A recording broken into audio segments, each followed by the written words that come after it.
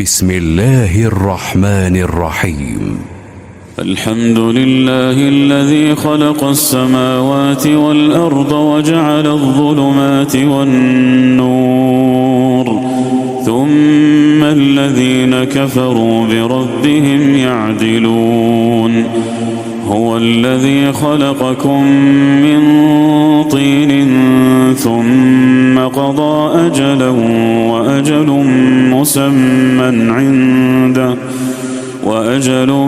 مسمى عنده ثم أنتم تمترون. وهو الله في السماوات وفي الأرض يعلم سركم وجهركم ويعلم ما تكسبون. وما تأتيهم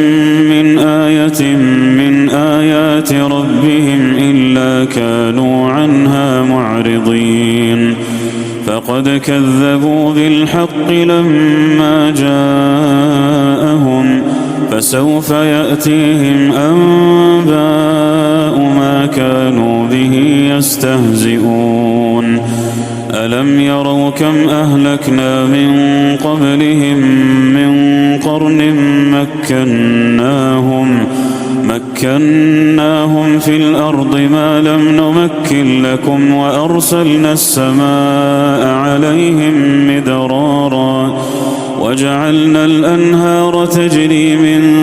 تحتهم فأهلكناهم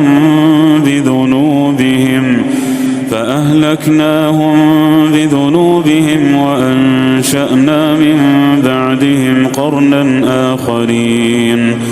ولو نزلنا عليك كتابا في قرطاس فلمسوه بأيديهم لقال الذين كفروا إن هذا إلا سحر مبين. وقالوا لولا أنزل عليه ملك، ولو أنزلنا ملكا لقضي الأمر ثم لا ينظرون. ولو جعلناه ملكا لجعلناه رجلا وللبسنا عليهم ما يلبسون. ولقد استهزئ برسل من قبلك فحاق بالذين سخروا منهم ما كانوا به يستهزئون. قل سيروا في الأرض ثم انظروا كيف كان عاقبة المكذبين. قل لمن ما في السماوات والأرض قل لله. كتب على نفسه الرحمة ليجمعنكم إلى يوم القيامة لا ريب فيه. الذين خسروا أنفسهم فهم لا يؤمنون. وله ما سكن في الليل والنهار وهو السميع العليم. قل أغير الله أتخذ وليا فاطر السماوات والأرض وهو يطعم ولا يطعم. قل إني أمرت أن أكون أول من أسلم ولا تكونن من المشركين. قل إني أخاف إن عصيت ربي عذاب يوم عظيم. من يصرف عنه يومئذ فقد رحمه وذلك الفوز المبين. وإن يمسسك الله بضر فلا كاشف له إلا هو، وإن يمسسك بخير فهو على كل شيء قدير. وهو القاهر فوق عباده وهو الحكيم الخبير. قل أي شيء أكبر شهادة؟ قل الله. شهيد بيني وبينكم وأوحي إلي هذا القرآن لأنذركم به ومن بلغ أئنكم لتشهدون أن مع الله آلهة أخرى قل لا أشهد قل إنما هو إله واحد وإنني بريء مما تشركون الذين آتيناهم الكتاب يعرفونه كما يعرفون أبناءهم الذين خسروا أنفسهم فهم لا يؤمنون ومن أظلم ممن افترى على الله كذبا أو كذب بآياته إنه لا يفلح الظالمون ويوم نحشرهم جميعا ثم نقول للذين أشركوا أين شركاؤكم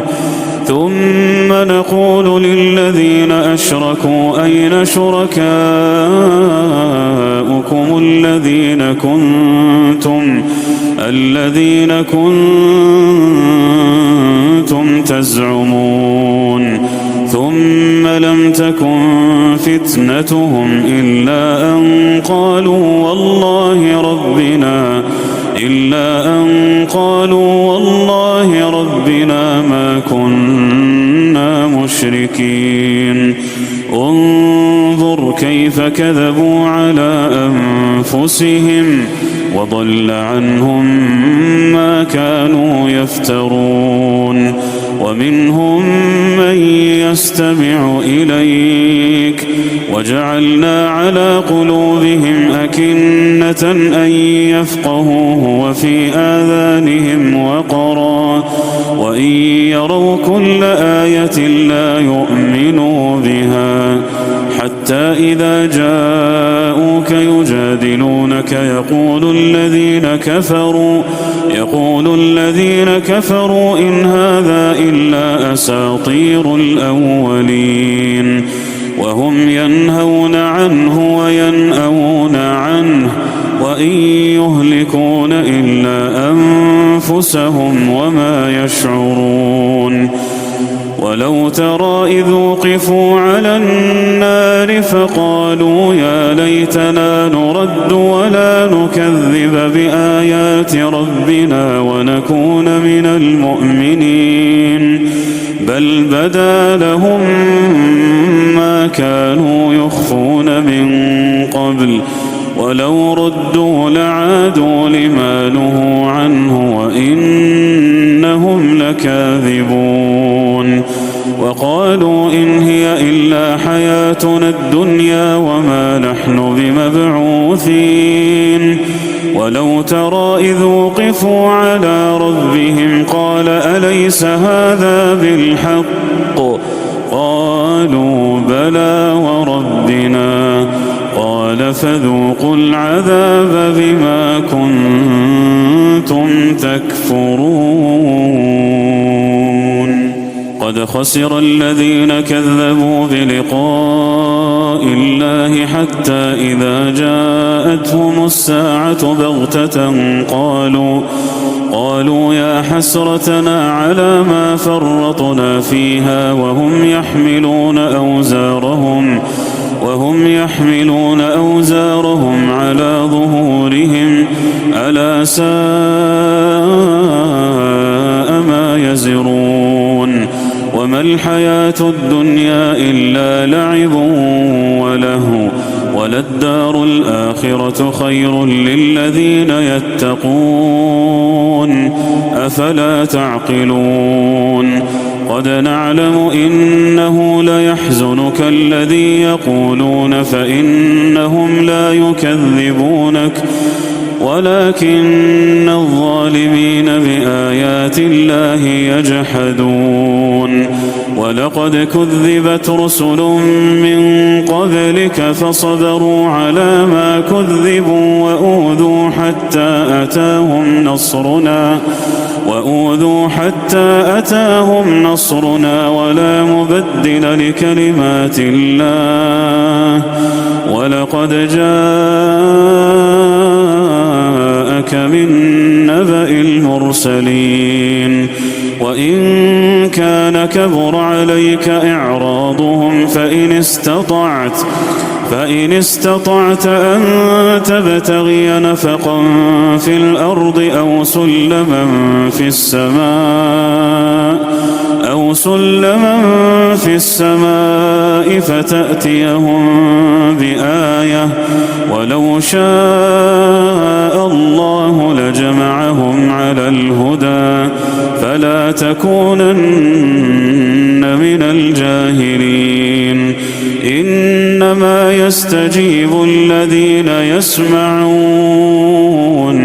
والموتى يبعثهم الله ثم إليه يرجعون وقالوا لولا نزل عليه آية من ربه قل إن الله قادر على أن ينزل آية ولكن أكثرهم لا يعلمون وما من دابة في الأرض ولا طائر يطير بجناحيه إلا أمم أمثالكم ما فرطنا في الكتاب من شيء ثم إلى ربهم يحشرون والذين كذبوا بآياتنا صم وبكم في الظلمات من يشاء الله يضلله ومن يشاء يجعله على صراط مستقيم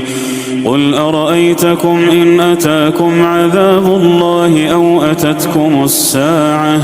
أغير الله تدعون إن كنتم صادقين بل إياه تدعون فيكشف ما تدعون إليه إن شاء وتنسون ما تشركون ولقد أرسلنا إلى أمم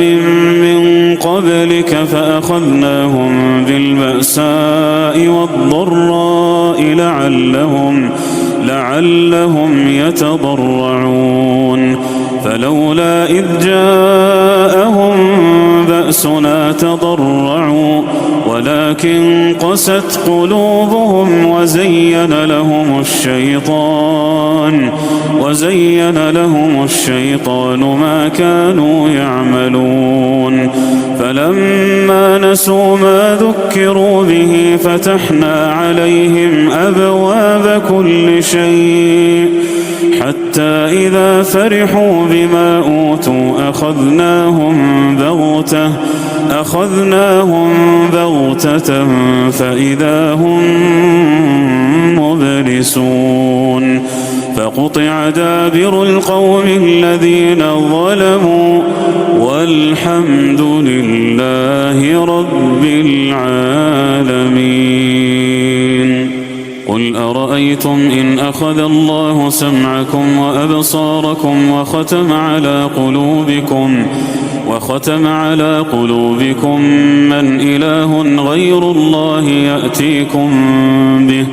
انظر كيف نصرف الآيات ثم هم يصدفون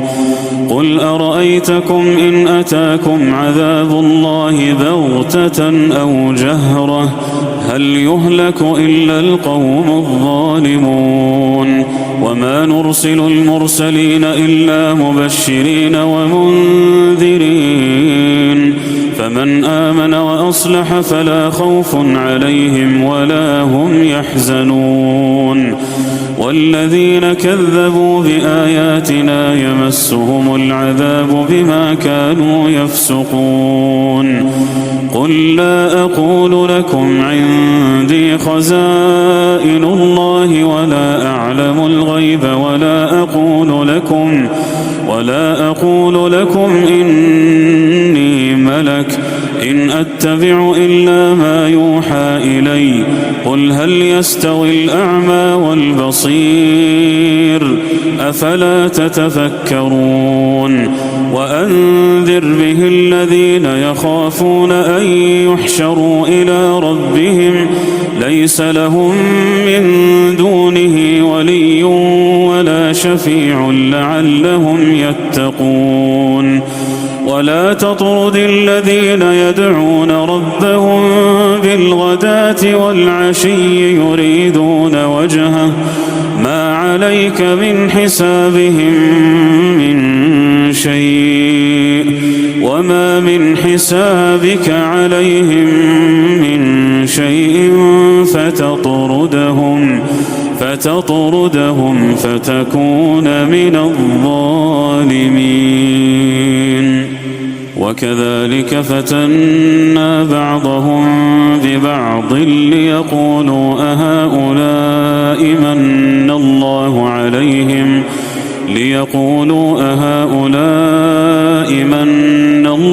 عليهم من بيننا أليس الله بأعلم بالشاكرين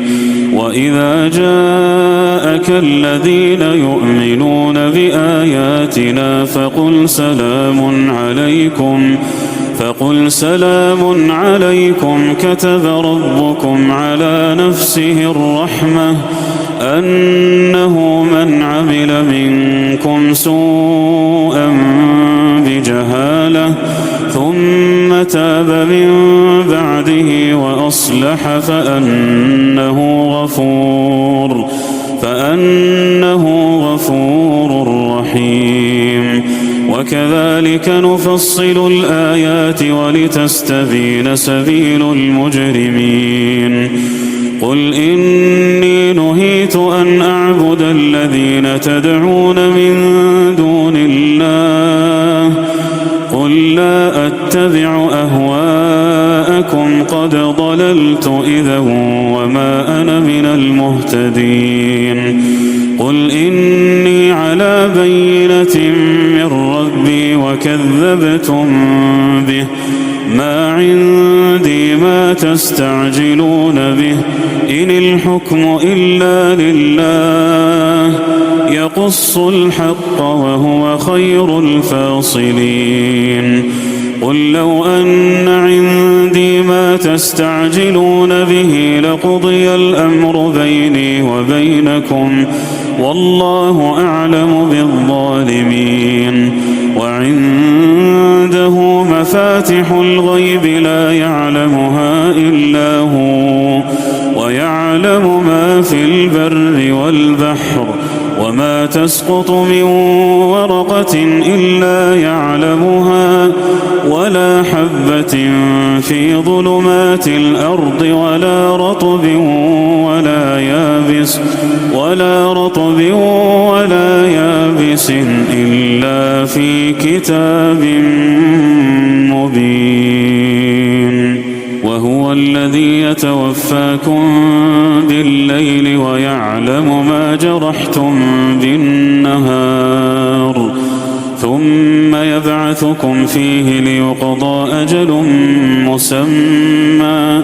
ثم إليه مرجعكم ثم ينبئكم بما كنتم تعملون وهو القاهر فوق عباده ويرسل عليكم حفظه حتى إذا جاء أحدكم الموت توفته رسلنا وهم لا يفرطون ثم ردوا إلى الله مولاهم الحق ألا له الحكم وهو أسرع الحاسبين قل من ينجيكم من ظلمات البر والبحر تدعونه تضرعا وخفية لئن أنجانا من هذه لنكونن من الشاكرين قل الله ينجيكم منها ومن كل كرب ثم أنتم تشركون قل هو القادر على أن يبعث عليكم عذابا من فوقكم أو من تحت أرجلكم أو يلبسكم شيعا ويذيق بعضكم بأس بعض انظر كيف نصرف الآيات لعلهم يفقهون وكذب به قومك وهو الحق قل لست عليكم بوكيل لكل نبأ مستقر وسوف تعلمون وإذا رأيت الذين يخوضون في آياتنا فأعرض عنهم حتى يخوضوا في حديث غيره وإما ينسينك الشيطان فلا تقعد بعد الذكرى مع القوم الظالمين وما على الذين يتقون من حسابهم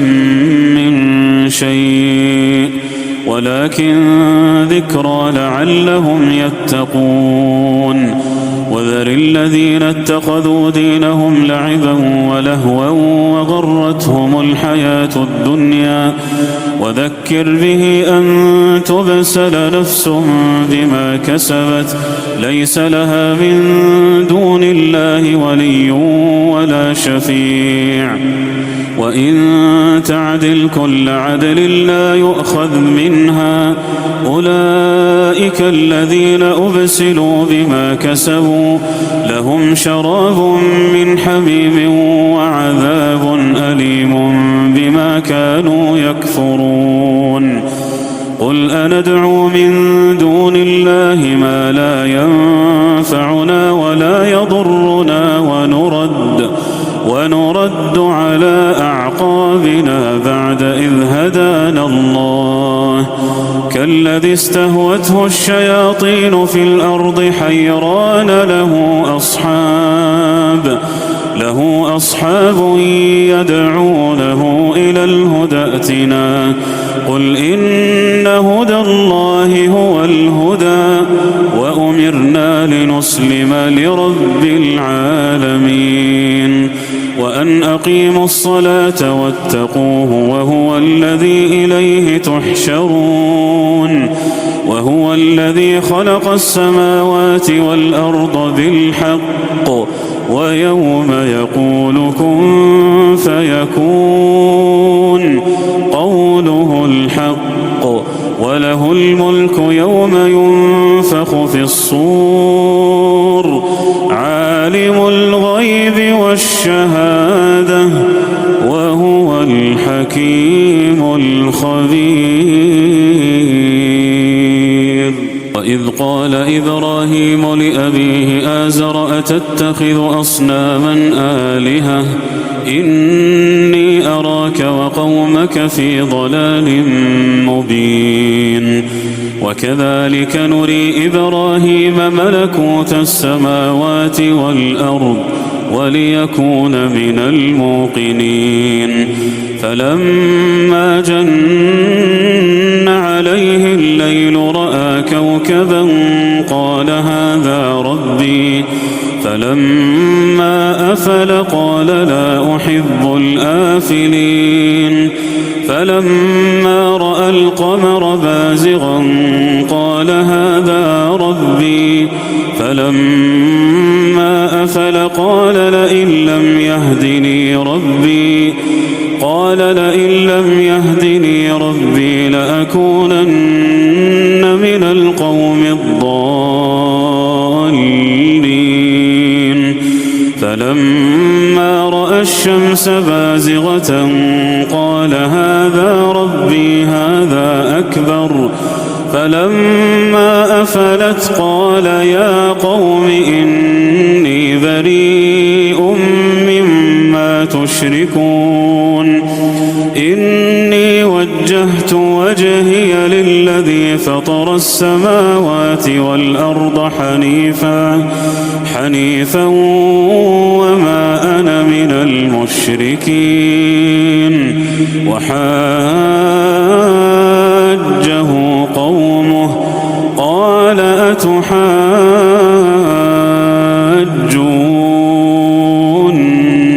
في الله وقد هدان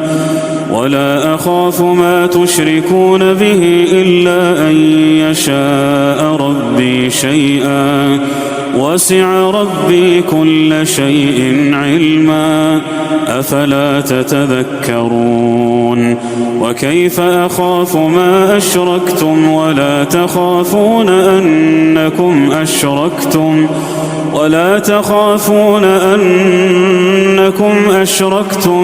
بالله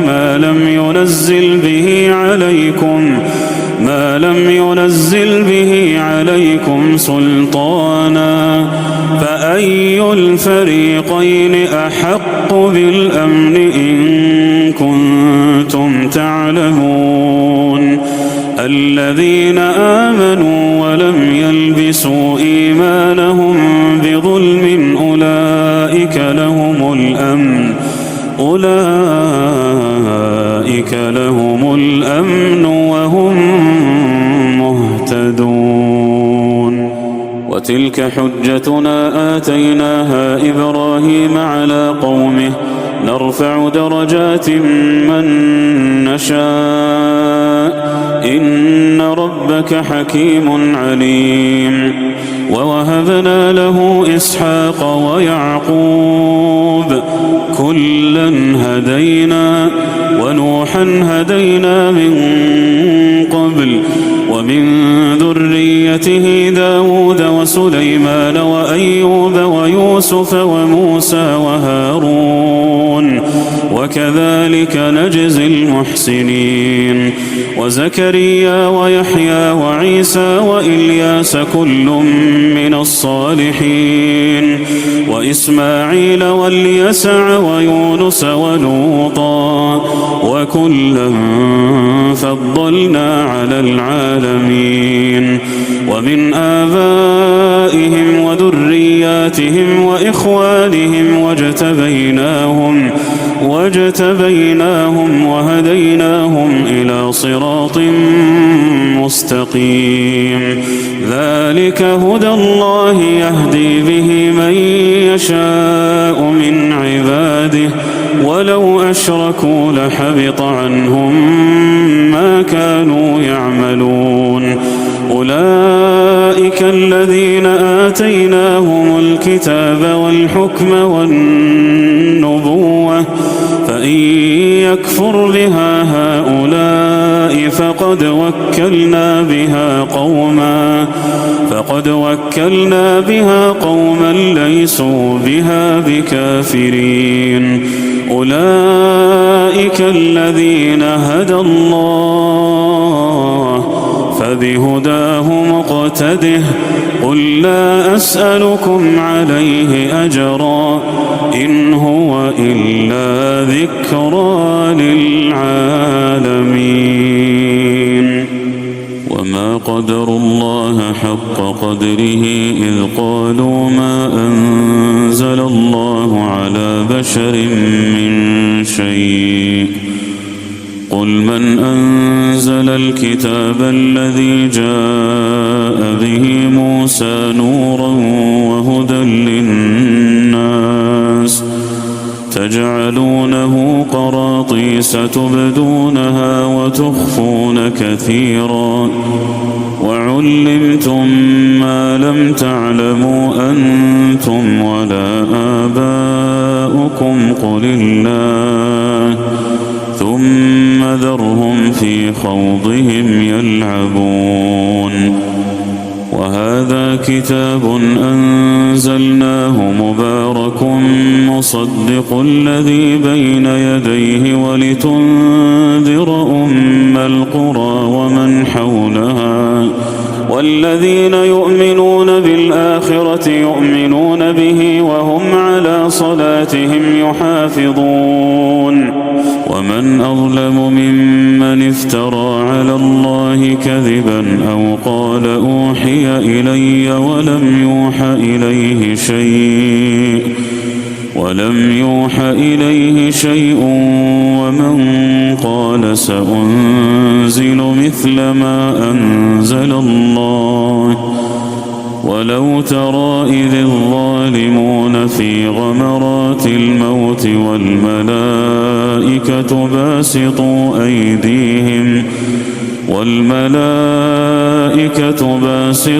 أيديهم أخرجوا أنفسكم اليوم تجزون عذاب الهون بما كنتم تقولون على الله غير الحق وكنتم عن آياته تستكبرون ولقد جئتمونا فرادا كما خلقناكم أول مرة وتركتم ما خولناكم وراء ظهوركم وما نرى معكم شفعاءكم الذين زعمتم أنهم فيكم شركاء لقد تقطع بينكم وضل عنكم ما كنتم تزعمون إن الله فالق الحب والنوى يخرج الحي من الميت ومخرج الميت من الحي ذلكم الله فأنى تؤفكون فالق الإصباح وجعل الليل سكنا والشمس والقمر حسبانا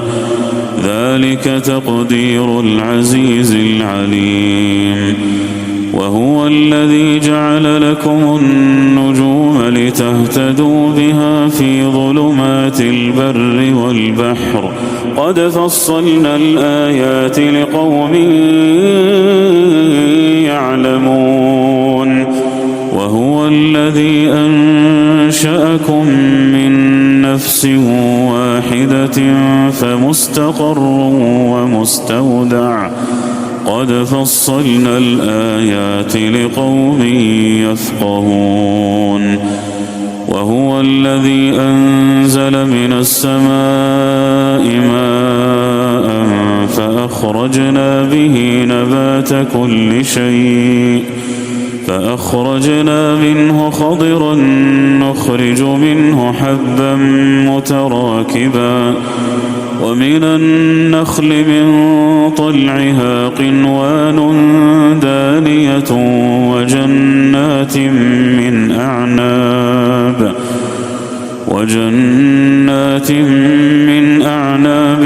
والزيتون والرمان مشتبها وغير متشابه انظروا إلى ثمره إذا أثمر وينعه إن في ذلكم لآيات لقوم يؤمنون وجعلوا لله شركاء الجن وخرقوا له بنين وبنات بغير علم سبحانه وتعالى عما يصفون بديع السماوات والأرض أنى يكون له ولد ولم تكن له صاحبة وخلق كل شيء وهو بكل شيء عليم ذلكم الله ربكم لا إله إلا هو هو خالق كل شيء فاعبدوه وهو على كل شيء وكيل لا تدركه الأبصار وهو يدرك الأبصار وهو اللطيف الخبير قد جاءكم بصائر من ربكم فمن أبصر فلنفسه ومن عمي فعليها وما أنا عليكم بحفيظ وكذلك نصرف الآيات وليقولوا درست ولنبينه لقوم يعلمون اتبع ما أوحي إليك من ربك لا إله إلا هو وأعرض عن المشركين ولو شاء الله ما أشركوا وما جعلناك عليهم حفيظا وما أنت عليهم بوكيل ولا تسبوا الذين يدعون من دون الله فيسبوا الله عدوا بغير علم كذلك زينا لكل أمة عملهم ثم إلى ربهم مرجعهم فينبئهم بما كانوا يعملون وأقسموا بالله جهد أيمانهم لئن جاءتهم آية ليؤمنن بها قل إنما الآيات عند الله وما يشعركم أنها إذا جاءت لا يؤمنون ونقلب أفئدتهم وأبصارهم كما لم يؤمنوا به أول مرة ونذرهم في طغيانهم يعمهون ولو أننا نزلنا إليهم الملائكة وكلمهم الموتى وحشرنا عليهم كل شيء قبلا ما كانوا ليؤمنوا إلا أن يشاء الله ولكن أكثرهم يجهلون وكذلك جعلنا لكل نبي عدوا شياطين الإنس والجن يوحي بعضهم إلى بعض زخرف القول غرورا ولو شاء ربك ما فعلوه فذرهم وما يفترون ولتصغى إليه أفئدة الذين لا يؤمنون بالآخرة وليرضوه وليقترفوا ما هم مقترفون أفغير الله أبتغي حكما وهو الذي أنزل إليكم الكتاب مفصلا والذين آتيناهم الكتاب يعلمون أنه منزل من ربك بالحق فلا تكونن من الممترين وتمت كلمة ربك صدقا وعدلا لا مبدل لكلماته وهو السميع العليم وإن تطع أكثر من في الأرض يضلوك عن سبيل الله إن يتبعون إلا الظن وإن هم إلا يخرصون إن ربك هو أعلم من يضل عن سبيله وهو أعلم بالمهتدين فكلوا مما ذكر اسم الله عليه إن كنتم بآياته مؤمنين وما لكم ألا تأكلوا مما ذكر اسم الله عليه وقد فصل لكم ما حرم عليكم إلا ما اضطررتم إليه وإن كثيرا ليضلون بأهوائهم بغير علم إن ربك هو أعلم بالمعتدين وذروا ظاهر الإثم وباطنه إن الذين يكسبون الإثم سيجزون بما كانوا يقترفون ولا تأكلوا مما لم يذكر اسم الله عليه وإنه لفسق وإن الشياطين ليوحون إلى أوليائهم ليجادلوكم وإن أطعتموهم إنكم لمشركون أومن كان ميتا فأحييناه وجعلنا له نورا يمشي به في الناس كمن مثله في الظلمات ليس بخارج منها كذلك زين للكافرين ما كانوا يعملون وكذلك جعلنا في كل قرية أكابر مجرميها ليمكروا فيها وما يمكرون إلا بأنفسهم وما يشعرون وإذا جاءتهم آية قالوا لن نؤمن حتى نؤتى مثل ما أوتي رسل الله أعلم حيث يجعل رسالته سيصيب الذين أجرموا صغار عند الله وعذاب شديد بما كانوا يمكرون فمن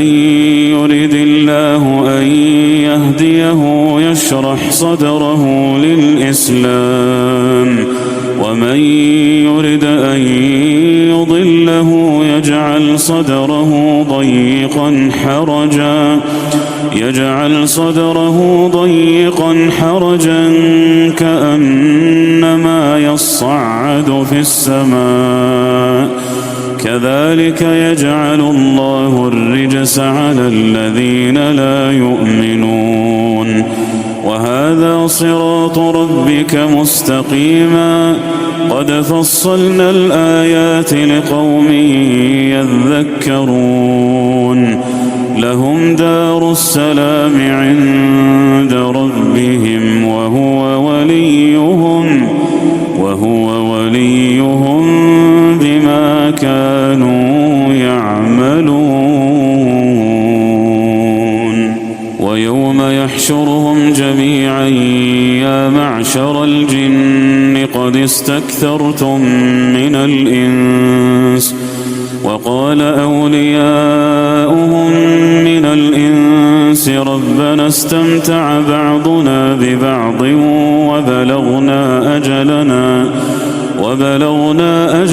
الذي أجلت لنا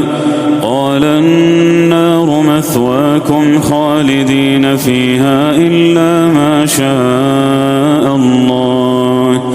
إن ربك حكيم عليم وكذلك نولي بعض الظالمين بعضا بما كانوا يكسبون يا معشر الجن والإنس ألم يأتكم رسل منكم يقصون عليكم آياتي وينذرونكم لقاء يومكم هذا قالوا قالوا شهدنا على أنفسنا وغرتهم الحياة الدنيا وشهدوا على أنفسهم أنهم كانوا كافرين. ذلك أن لم يكن ربك مهلك القرى بظلم وأهلها غافلون. ولكل درجات مما عملوا وما ربك بغافل عما يعملون. وربك الغني ذو الرحمة إن يشأ يذهبكم ويستخلف من بعدكم ما يشاء كما أنشأكم من ذرية قوم آخرين. إنما توعدون لآت وما أنتم بمعجزين. قل يا قوم اعملوا على مكانتكم إني عامل فسوف تعلمون من تكون له عاقبة الدار إنه لا يفلح الظالمون. وجعلوا لله مما ذرأ من الحرث والأنعام نصيبا فقالوا هذا لله بزعمهم وهذا لشركائنا فما كان لشركائهم فلا يصل إلى الله وما كان لله فهو يصل إلى شركائهم ساء ما يحكمون. وكذلك زين لكثير من المشركين قتل أولادهم شركاؤهم ليردوهم وليلبسوا عليهم دينهم ولو شاء الله ما فعلوه فذرهم وما يفترون. وقالوا هذه أنعام وحرث حجر لا يطعمها إلا من نشاء بزعمهم وأنعام حرمت ظهورها وأنعام لا يذكرون اسم الله عليها افتراء عليه سيجزيهم بما كانوا يفترون. وقالوا ما في بطون هذه الأنعام خالصة لذكورنا ومحرم على أزواجنا وإن يكن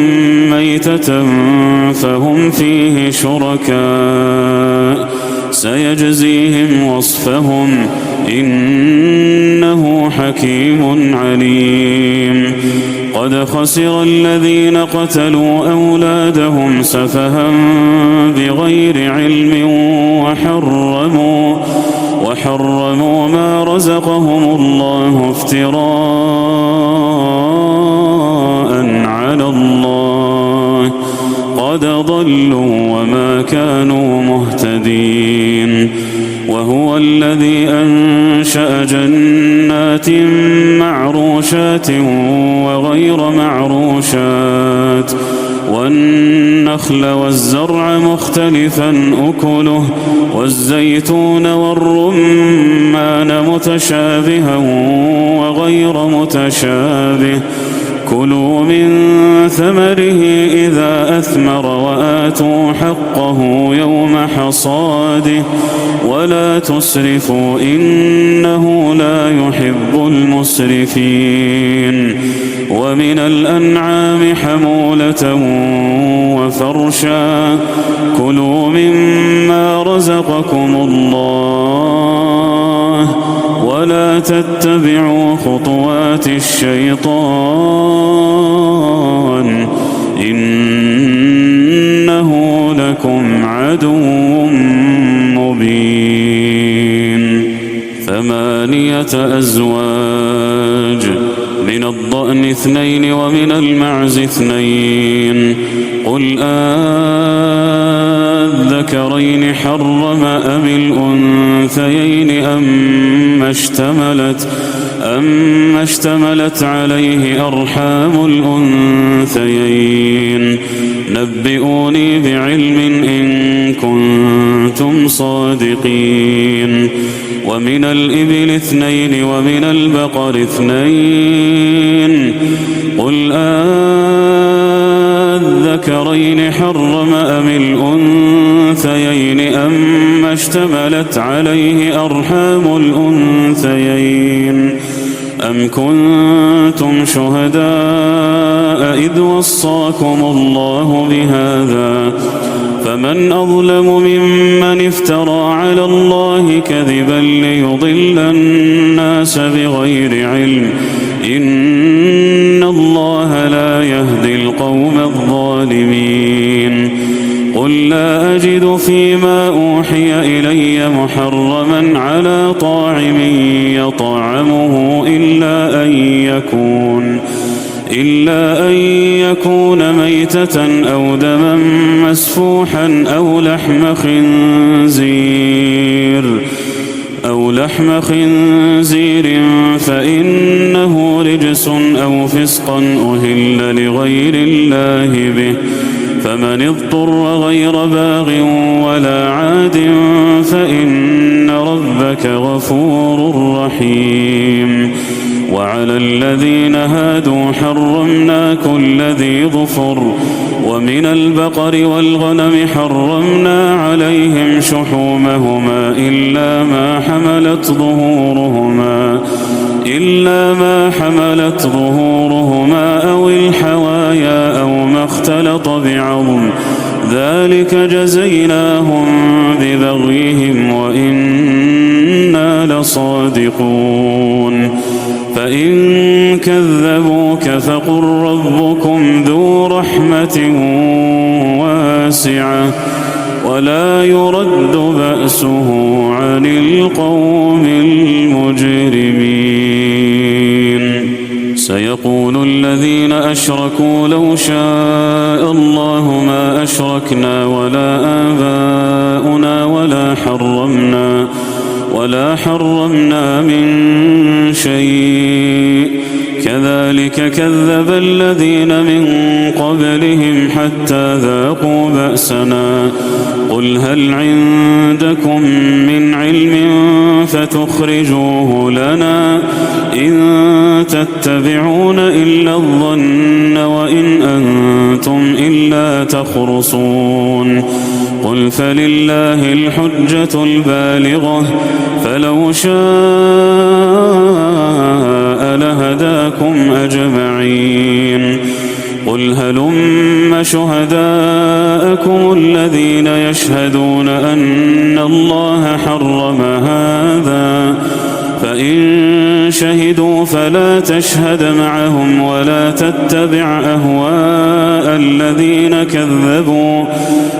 تتبع أهواء الذين كذبوا بآياتنا والذين لا يؤمنون بالآخرة وهم بربهم يعدلون قل تعالوا أتل ما حرم ربكم عليكم ألا تشركوا به شيئا وبالوالدين إحسانا ولا تقتلوا أولادكم من إملاق نحن نرزقكم وإياهم ولا تقربوا الفواحش ما ظهر منها وما بطن ولا تقتلوا النفس التي حرم الله إلا بالحق ذلكم وصاكم به لعلكم تعقلون ولا تقربوا مال اليتيم إلا بالتي هي أحسن حتى يبلغ أشده وأوفوا الكيل والميزان بالقسط لا نكلف نفسا إلا وسعها وإذا قلتم فاعدلوا ولو كان ذا قربى وبعهد الله أوفوا ذلكم وصاكم به لعلكم تذكرون وأن هذا هذا صراطي مستقيما فاتبعوه ولا تتبعوا السبل فتفرق بكم عن سبيله ذلكم وصاكم به لعلكم تتقون. ثم آتينا موسى الكتاب تماما على الذي أحسن وتفصيلا لكل شيء وهدى ورحمة لعلهم بلقاء ربهم يؤمنون. وهذا كتاب أنزلناه مبارك فاتبعوه واتقوا لعلكم ترحمون. أن تقولوا إنما أنزل الكتاب على طائفتين من قبلنا وإن كنا عن دراستهم لغافلين. أو تقولوا لو أنا أنزل علينا الكتاب لكنا أهدى منهم فقد جاءكم بينة من ربكم وهدى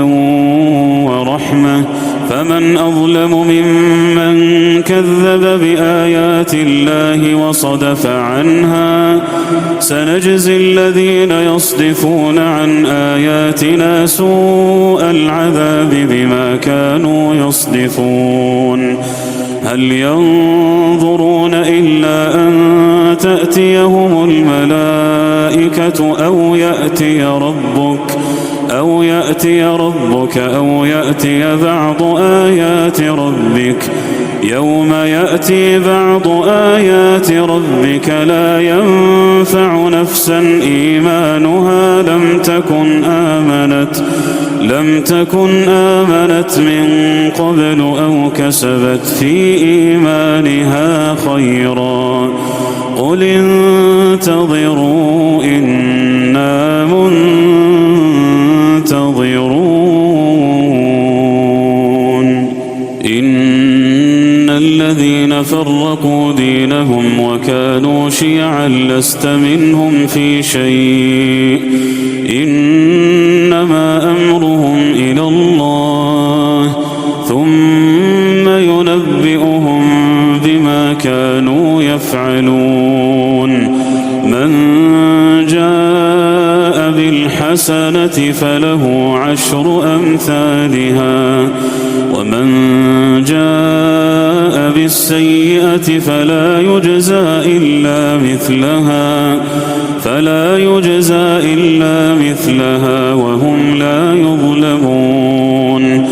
قل إنني هداني ربي إلى صراط مستقيم دينا قيما ملة إبراهيم حنيفا وما كان من المشركين. قل إن صلاتي ونسكي ومحياي ومماتي لله رب العالمين لا شريك له وبذلك أمرت وأنا أول المسلمين. قل أغير الله أبغي ربا وهو رب كل شيء ولا تكسب كل نفس إلا عليها ولا تزر وازرة وزر أخرى ثم إلى ربكم مرجعكم فينبئكم بما كنتم فيه تختلفون. وهو الذي جعلكم خلائف الأرض ورفع بعضكم فوق بعض درجات ليبلوكم فيما آتاكم إن ربك سريع العقاب وإنه